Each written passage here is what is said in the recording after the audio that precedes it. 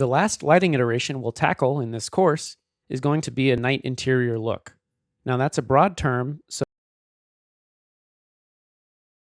we're going to take a look at a few different ways to do that in this room. Based on the references we looked at earlier in this course, we'll do some work with a lamp, so some practicals in the room, and we'll also play with moonlight. I'll start off like I have been by creating a new level for all this work. Make sure it's empty, and I'll use the same naming convention and just say night version 1. Before I turn off our HDRI level, I am going to copy this PPV into our new night level. So I've just copied it here. I can turn this off, and I'm inside the night level, so I'll paste. And I'll just rename this night.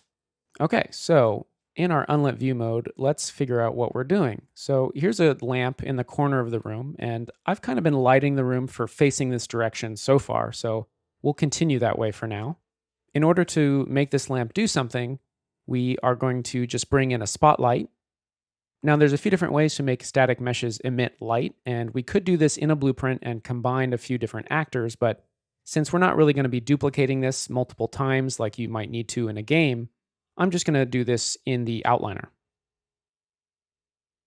I'll drag in a new spotlight. Hit G so I can see this, and all we need to do is just place this inside the fixture. Like so. Great. And I'm just going to rotate this. I'll turn snapping off, and we'll just give it that direction. Okay, that feels about right. We can always change it. And switching to the lit view mode. All right, let's take a look.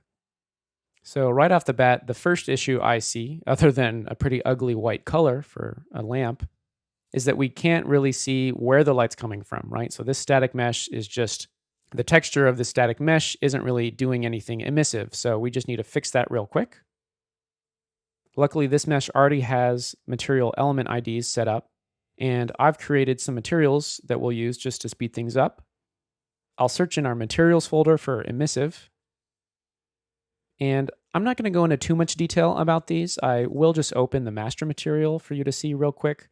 It's nothing fancy at all. It's just 2 parameters, one for the base color and one for the emissive color, and another parameter called emissive power where we can just increase the brightness of this color.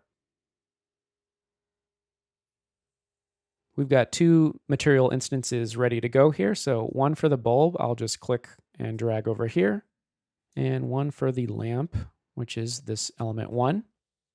Great. And right off the bat, we see some results. We have some bloom going in our PPV, so that's why we see that happening. And now it's time to fix the color temperature. So I'll click on that spotlight, and I'll enter 3200 for a warm tungsten look. Okay, I'm just going to throw this in a folder real quick called Practicals. And I'll also make a new night folder.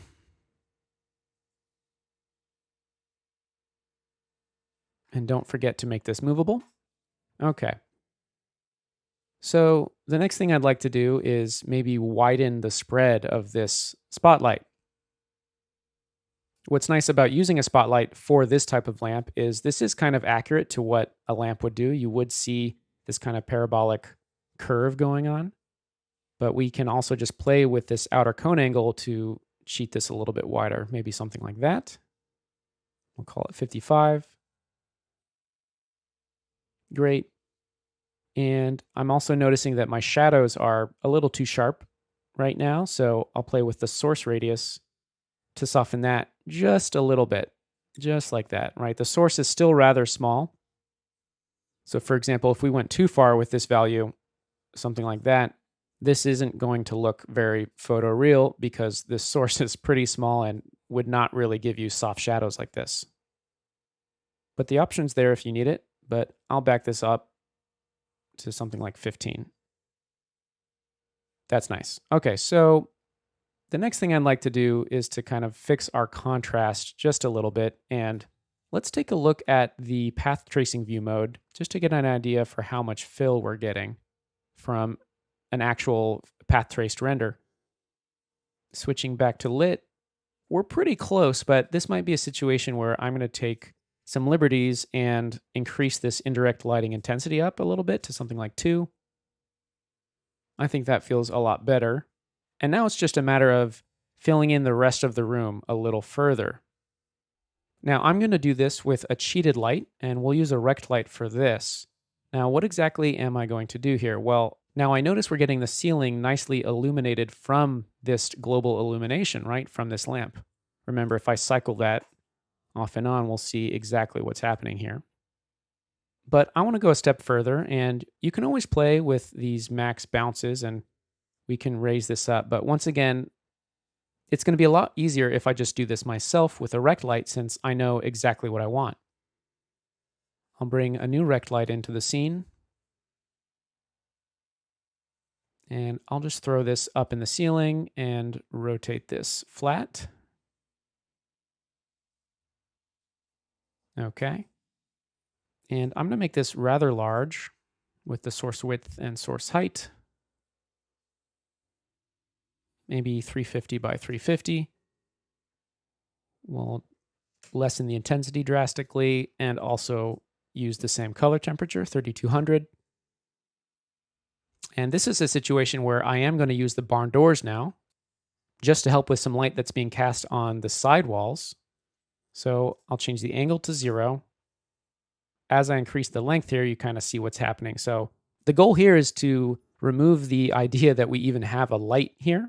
I don't really want anyone to be able to tell that I've got a rect light here, especially since we don't see any brightness. This doesn't feel super photorealistic. Now, this is easy to fix with just a little bit of playing around. So I'll lower this quite a bit. Maybe I'll lower the unit itself. And then I think the intensity is still a little high. So maybe we'll call this 0.5, maybe even 0.25. Yeah, so this is a subtle effect. And you notice if I throw it too close to this wall, we start to see that line, which is not ideal. So if we're facing this way for our frame, I'll probably want to throw it a little bit off the wall like that. And there you go. Looking this direction, you would never know that we've got an additional soft light.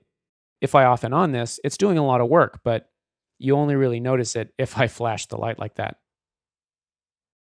I'll stay organized real quick, make this movable, and throw this in a cheated folder. Drag that into our night folder. Okay, so if I back the camera up a little bit more, obviously the rest of our room is feeling pretty dark, and this might be accurate if you wanted a look that was kind of silhouette-y or something like that, but I want to fill this in just a little bit, and this will be easy to do with that cheated light we just made. If I just select it and I'll Alt-click to drag a copy over, we'll just bring it over just a little bit, not all the way over because we don't actually have another light over here, but just enough that we still feel like it's coming from that side of the room. And I'll lessen the intensity to like 0.1. And even just that does a lot for the realism in the room. Okay, so I'm pretty happy with the look of this single lamp motivating light throughout the room. Let's play with a little bit of moonlight to bring in some color contrast and maybe a little accent on the floor. I'm going to bring in a new spotlight, drag it in, and I'll go ahead and make this movable. I'll rename this to Spot Moon just to stay organized here.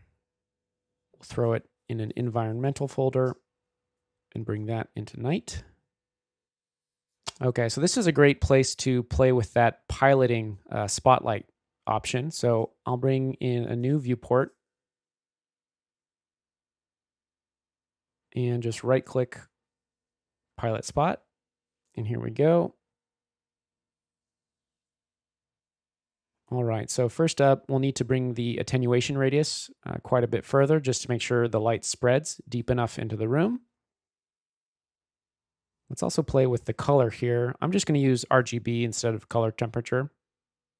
Maybe something like that. And let's also soften the source quite a bit. There we go. Okay. So I don't think I want to throw this on the wall like we had the sunlight. I just want to see a little bit on the floor.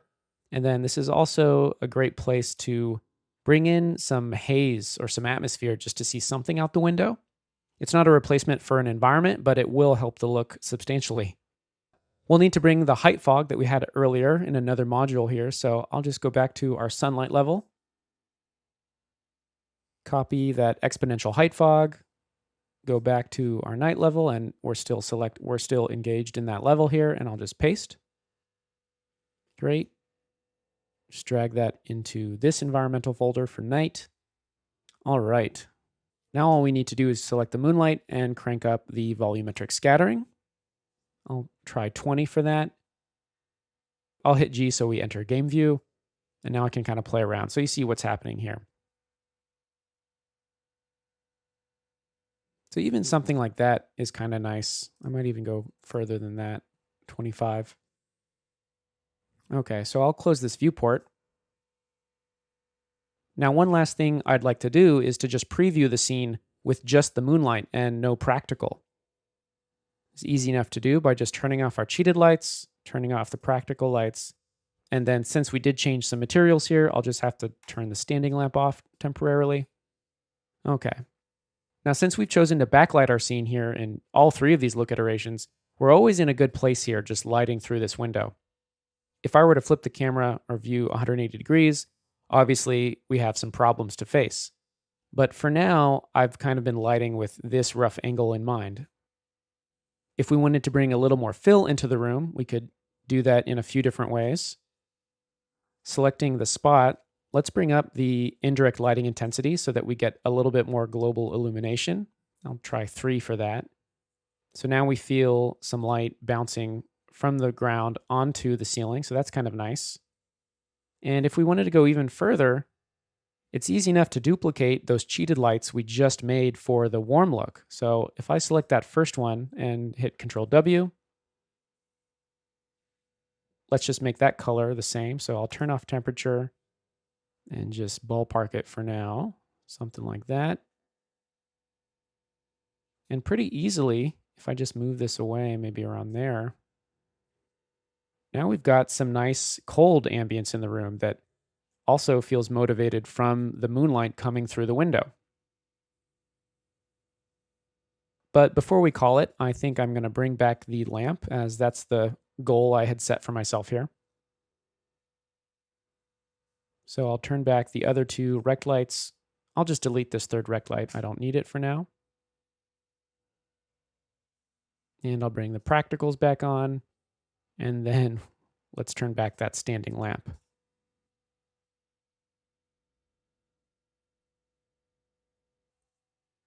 We've managed to broadly light our room in 3 different ways now, and it's pretty easy to cycle between them with the levels window. While it's important to understand how to light a space broadly like this with some lighting motivations in place, next up we'll move on to making specific adjustments so that we can light a subject in our room, and specifically a metahuman.